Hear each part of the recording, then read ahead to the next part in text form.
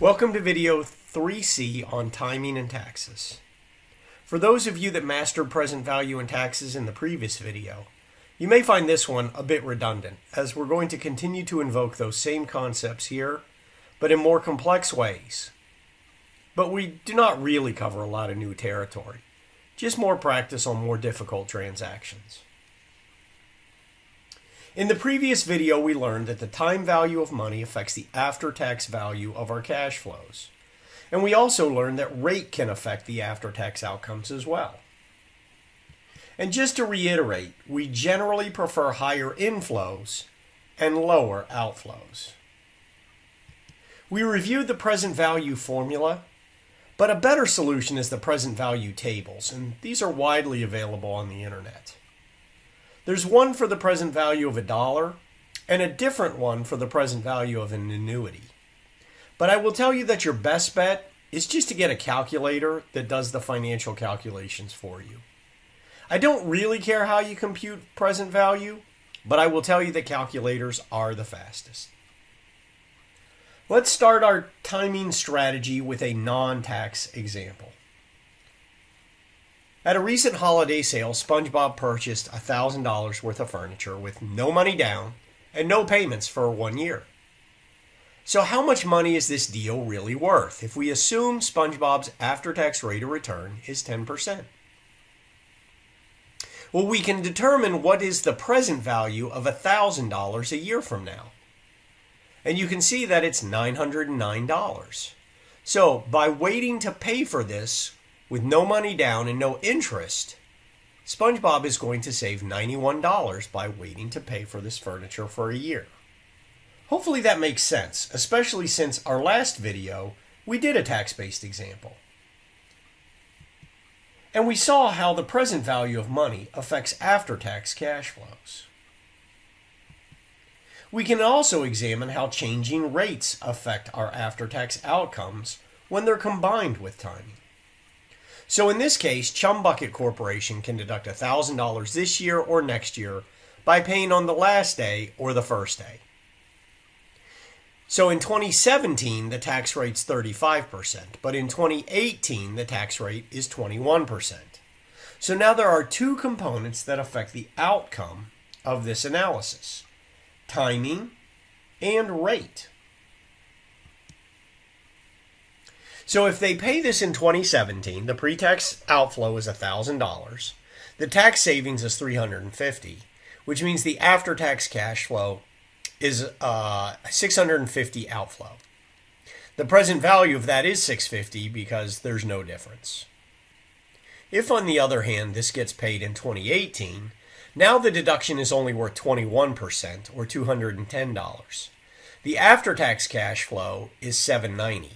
But since the tax savings gets reduced due to present value, the after-tax outflow is $800.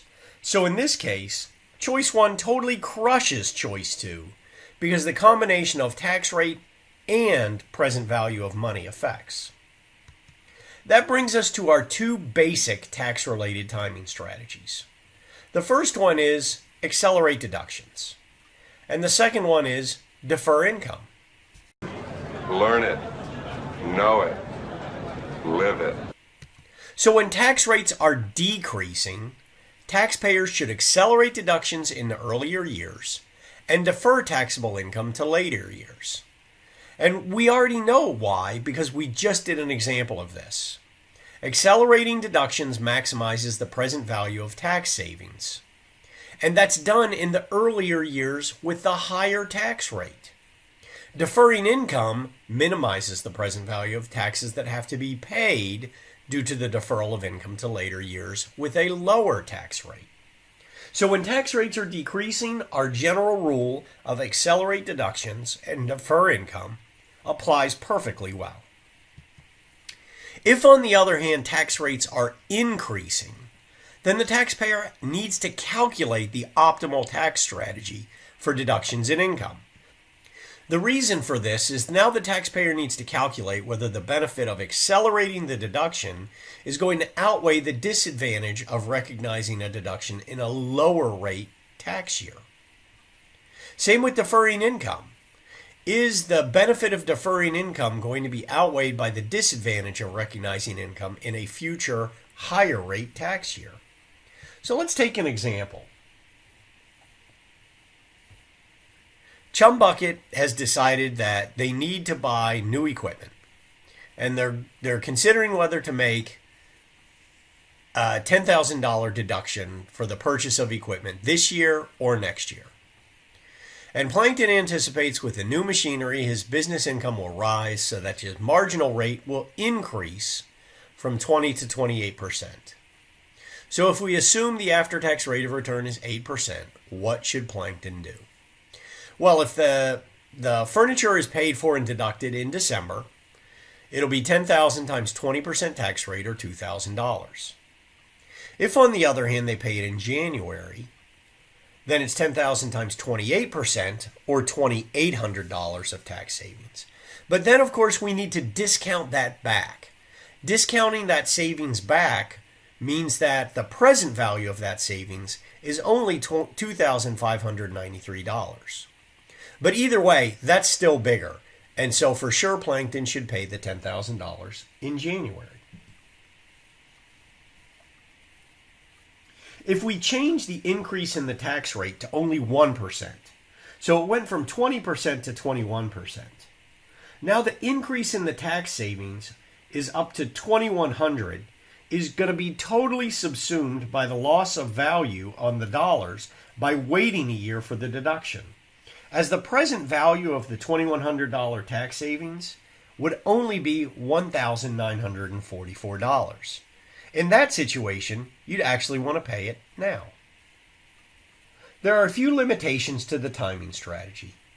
The first is, generally, a deduction is not available without a cash outflow.